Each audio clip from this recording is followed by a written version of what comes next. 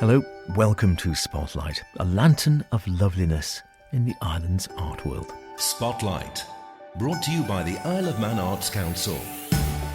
This evening, the Easter Play Festival is almost here, and it's a bit different this year.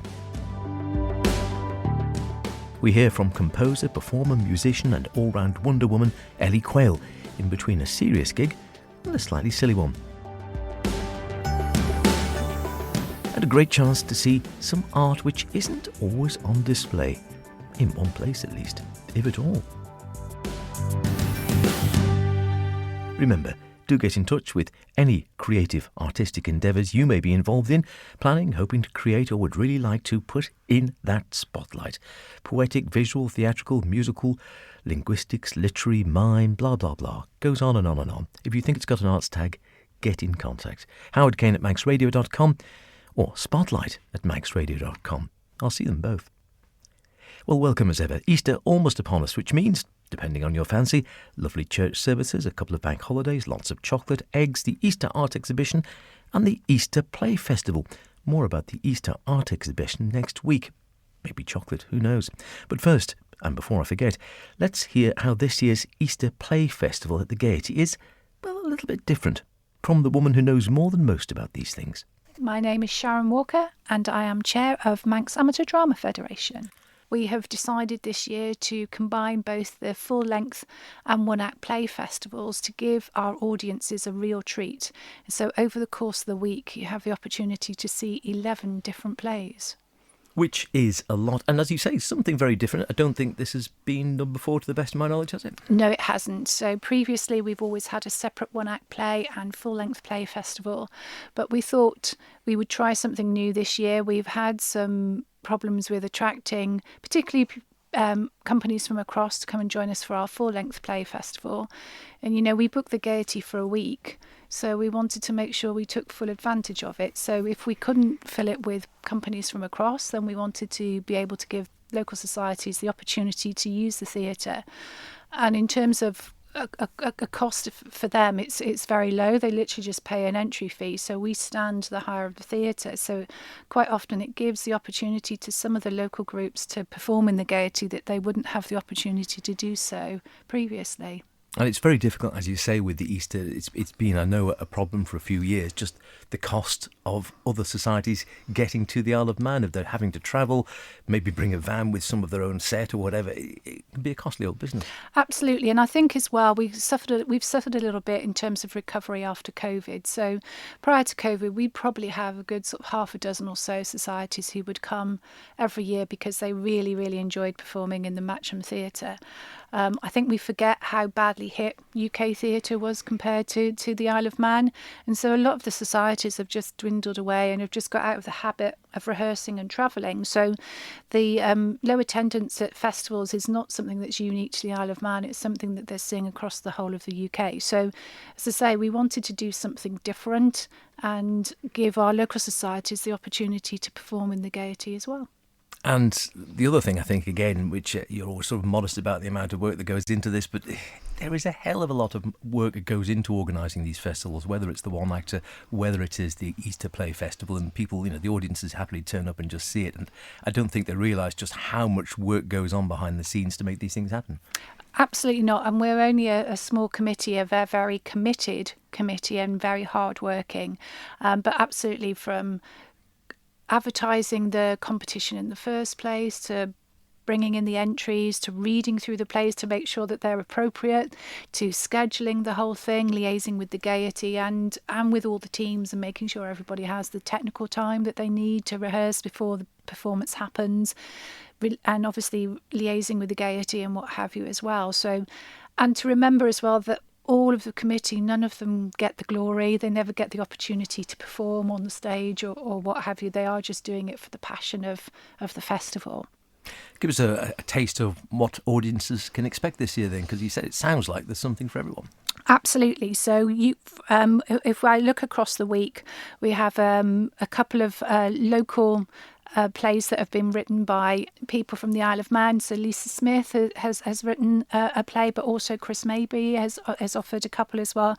And Chris's are both youth productions as well, so it will be really good to see what those look like. Got a couple of comedies, but we've also got some quite interesting straight drama. So one of our companies from across that are producing Waiting for Godot, so that's quite a heavy piece. Parados, who are new to our festival, and we're delighted that they're joining us. They're producing Monkey's Paw, which is a very old classic. So again, some real different productions for people to see. And if people do want to go along, is there the usual, you can sometimes get like a season ticket for the whole week? Absolutely. So tickets are £15 per night, or you can buy a season ticket just for £77. So that's £77 to see 11 plays. £7 a play. That sounds like real good value. VFM. Exactly, indeed. Really, really good value for money in terms of what people will see. And the standard is always really, really high. I'm always exceptionally proud of the quality of the theatre that we see here in the Isle of Man.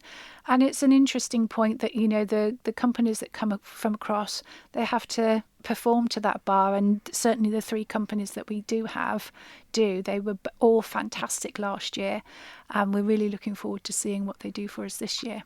And is the one adjudicator doing the full lengths and the one acts? He is indeed. So our adjudicator is a gentleman called Robert Meadows, who came over last year actually to do our one act play festival, and adjudicated our online Young Actor of Man a couple of years ago during COVID. So he's well known to the island, loves coming here, and absolutely jumped at the chance of coming over and adjudicating for us again. A busy week for him then. It is a very busy week, but as I say, we all do it because we really enjoy it, and our adjudicators are no different. The new sort of format, is this a sort of suck it and see situation you're tasting out? It's not been done before. Obviously, the hope is there'll be more bums on the seats, and that's always the very difficult thing when it comes to plays and play festivals.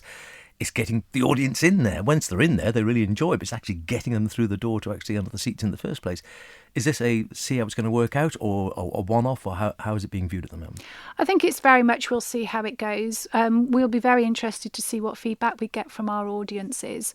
I know last year when we had one night of local one-act plays, it was our best attended night. People tend to like to see their friends come and perform. But what it also did was encourage people to come and see the rest of the festival and come and see some of the plays from across as well. So we're really hoping that it will be an opportunity for everybody to see how fantastic Manx drama is. In the main, we've got the majority of the societies who are participating, so it's a really good way of showcasing how great drama is on the Isle of Man.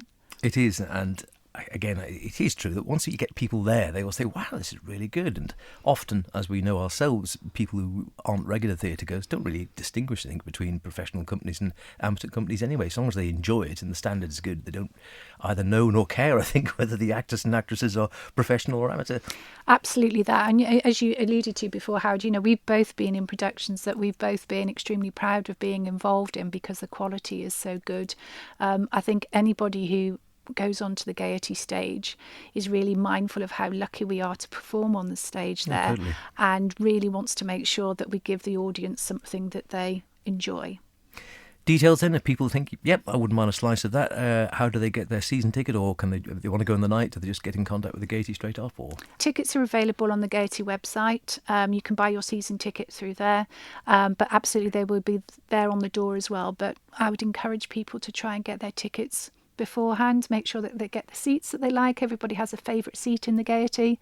Always. And let us know that you're coming to support us. I think that's the most important thing. It's always great stuff down at the Gaiety over Easter. The week kicks off on Easter Saturday as usual. Season tickets are available, as Sharon says, or you can drop in on the night. There really is something for everyone. Spotlight, brought to you by the Isle of Man Arts Council. Now, if you were lucky enough to be at the Villa Marina last Sunday for the Isle of Man Choral Society's concert, We Are the Music Makers, not only were you treated to works from Elgar and Finzi, but also Quayle, local musician and composer, or composter as it says on my script for some reason, Ellie Quayle, who was present for the world premiere of her own choral work, Composer of Life. and that is composer, not composter. It was an amazing achievement, a great piece of music, a lovely afternoon, yet hardly has the applause from that massive work died down than Ellie is performing again, this time with her comedic hat on and a gang of her chums in tow at Ballacamine Studio Theatre. She dropped into the Spotlight studio, to be fair, I do share it with others, to tell me more about her busy musical life, and I began by suggesting composing a full choral work sounds like, well, rather a lot of work. It was an awful lot of work, but absolutely worth it. I think seeing the finished product was phenomenal and emotional and just so much fun. I started writing it in about June last year and then finished in December, so a good kind of 5-6 months. So it was a lot of work. Of regular work, or the sort of thing you put down and come back to? Every day, yeah. So it was regular, but I couldn't say that I did, an hour every day. Some days were 4 minutes if you were lucky. It was one of those where I felt I just had to carry on with it in order to keep the momentum going and to keep inspired. But there are definitely ups and downs throughout the whole process. And I'm assuming these days, like most sort of modern contemporary composers, you'll be using Sibelius or one of these sort of on software platforms rather than actually manuscript book and a pen. Yeah, so super lucky in our modern day technology that there's such good programs out there, because if there wasn't, you would all be doing this by hand like Mozart or Bach did. And I feel that's a whole other level, because I was really lucky in that I had a Sibelius, I had a laptop, and I had a fantastic editor, David Cowell, all on my side. So I had all the equipment. Just had to think of it, but it was great. Sibelius really, I've been using it since I was 18, for years and years, and it's really a fantastic tool. So for those who don't know, this is like an online tool for composing. I assume you can sort of write on the screen and then it'll play it back to you as well? Yes, it's brilliant. It's so clever. So you can write down the music that's from your head through the keyboard, and then it writes as if it's real life music. So when you print it off, it looks as professional as it can be. And meanwhile writing, you can put in headphones and listen to what you've written. So it's very, very clever. But presumably very different to actually go into the Royal Hall, sit there and hear it performed by... I was doing a quick count and I reckon there's about 120, 130 or more by the time you put the orchestra and the choir together. Yeah, I don't know. I was looking at my phone today and I had a kind of picture of the setup, and it just seemed humongous. It was. It really seemed like a huge amount of people.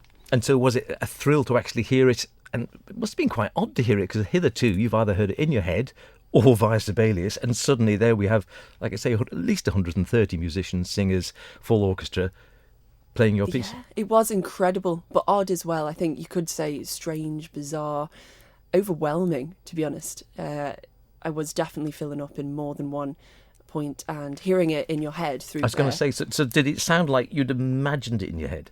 Yes, it did. Yeah. It sounded like I imagined, but even better, because the players were so brilliant and the choir was so brilliant and so well rehearsed. So it was definitely different to Sibelius, as there are all these automated sounds, which are clever, but obviously nothing beats live. So, yeah, big difference. Big difference. Well, that's your sort of serious composer hat, we can say that, or the sort of choral hat.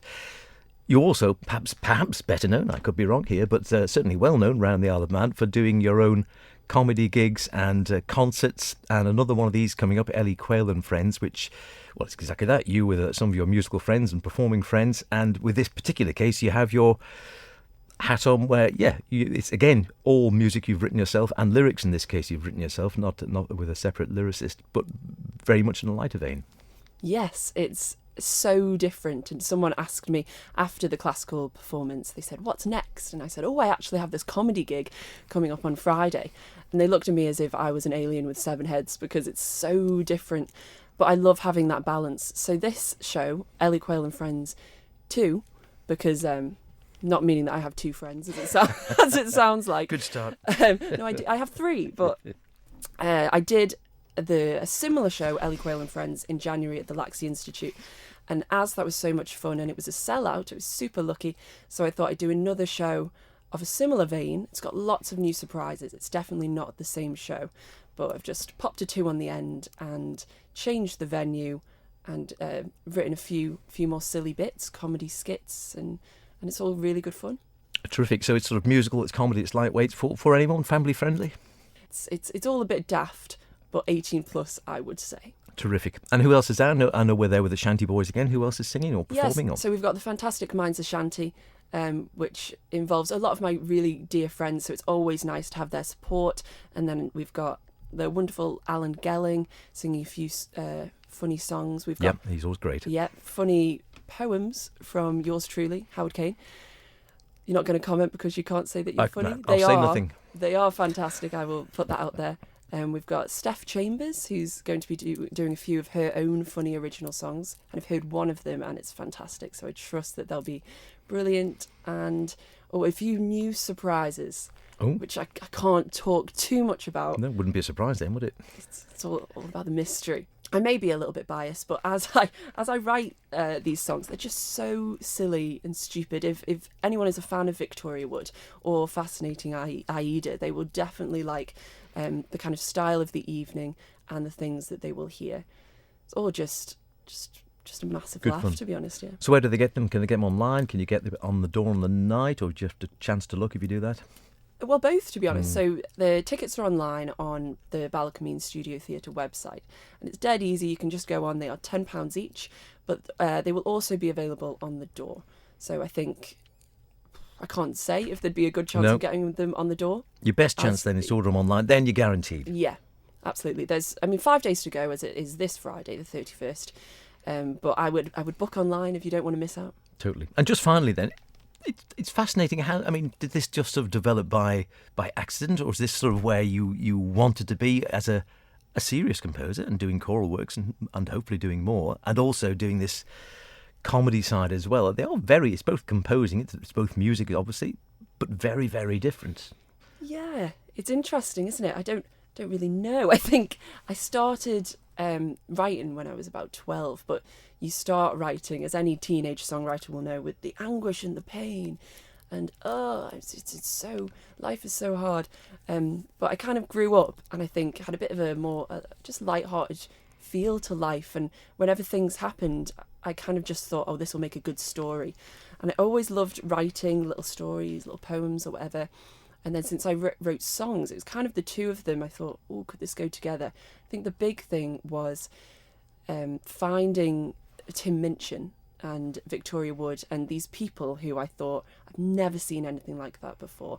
They are hilarious and their playing is so good. I think that because they're pianists as well, and so am I. It was so inspiring.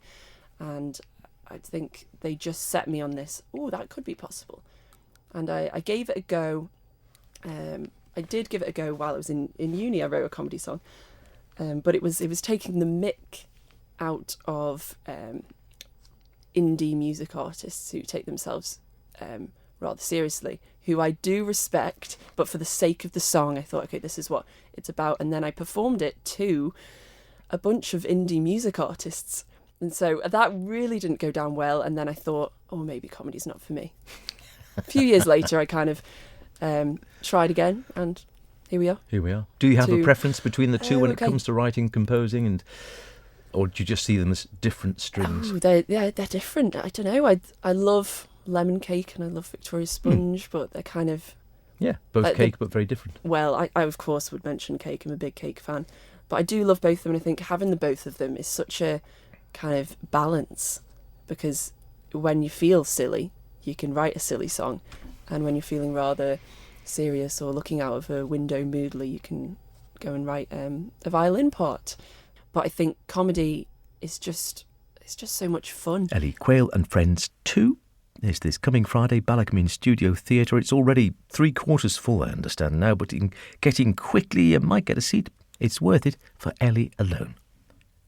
From stage to canvas, if you're in the west of the island, even if you're not, frankly, you might want to drop into a fascinating exhibition at the House of Manannan.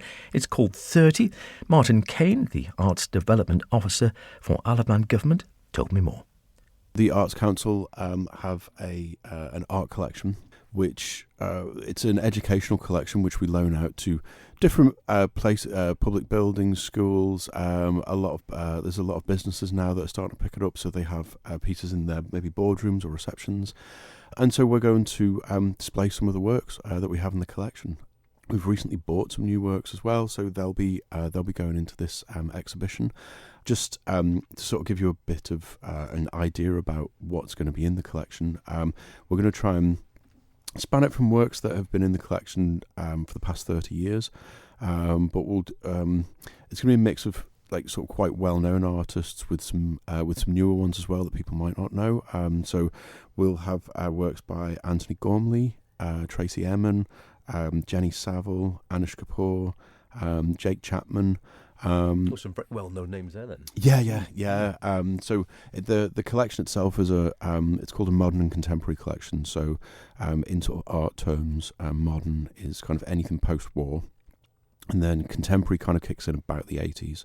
So what we find with contemporary is you get a lot of the YBA movement of the early 90s. So you get things like Damien Hirst and, as we say, Tracy Emin and Jake Chapman, and artists like that as well. So we have quite a lot of modern artists. So we're starting to sort of build up our contemporary art collection now as well. So we've got some very, very new artists in there. There's one called Sarah Maple, who looks at how sort of jobs are perceived and how women in the workplace are sort of perceived. So we have a really great piece by her, which is called Snow White and the Scientists, where she's dressed up as Snow White, working in a laboratory. So she has a whole run of these sort of Disney princesses in jobs that would usually be associated with men. And then we also have an artist called Sarah Pope as well, which should be quite a bright picture. Sarah Pope's known for her illustrations of mouths. It's quite a large and quite a bright sort of in-your-face work that we have by that. But interestingly, she has a portrait of the Pope, which is in the Vatican's private collection, which is quite a departure from the work that we have, but quite an interesting fact about her. So yeah, the exhibition's free to the public to come down to. So it'll be running through to practice, or just before practice week. Rare chance, I guess, as well, to see some of these artists on the island, out in the public. As I say, we do sort of have some of these that are in schools and in public buildings as well, but it's rare that we get a chance to bring them all into one space at a time. Collection. I suppose a few people might be surprised to learn that the Arts Council does have this collection. So it was set up 30 years ago by an artist at the time called David Fletcher, and we'll actually have one of his works in there. And so the whole idea of the collection is that, as I say, it was an educational collection, so this idea that when people go away, they might not automatically think, if they're on holiday, to go to an art gallery. So it was basically to bring the art gallery to the island. I know at the moment there's a Damien Hirst piece that's in the Family Library in Douglas. We have works by Picasso, works by David Hockney, works by Paul Arago, Ralph Steadman, Peter Blake, who obviously was very famous for doing the Sgt. Pepper's album cover. Yeah. And so these works, as you say, are they generally kept just in storage, or are they more sort of scattered around in various other venues and are being brought together, or a bit of both? So it's a little bit of both. At the moment, I think the collection's at about 400 pieces at the moment, so it's a very big collection. Sizable. We have about 120 in store, so the rest of it is out around the place at the moment. And it might be that, you walk into the like Ramsey Town Hall has some pieces there, so you might not even realise sort of that they're there, but they're sort of in the subconscious of the public. But yeah, it's a loan collection, so if there's any public buildings or businesses out there that would be interested in having these sorts of works in their buildings, very welcome to get in touch with us at the Arts Council via our website. It's really just to sort of celebrate the 30 years of the collection. Mm-hmm. So this will be one of the things. We'll do some other bits throughout the year, but this was just a sort of nice starting point because it's quite early on in the year. So we've just really plainly called it 30. Short and sweet? Yeah. Best way. I confess I haven't been yet, but I most certainly will be going. It sounds great, looks great. It's on until the 14th of May, and it's absolutely free. Who says you never get something for nothing? That's about it for this week. Don't forget, if you want to hear anything again, go to maxradio.com, download the Spotlight podcast, listen where you want. Why not try it whilst nibbling a hot cross bun in bed? See you next week, when we'll be hearing about that Easter art exhibition, amongst other things. Look after yourselves, whatever you're doing. Be creative about it. Cheerio.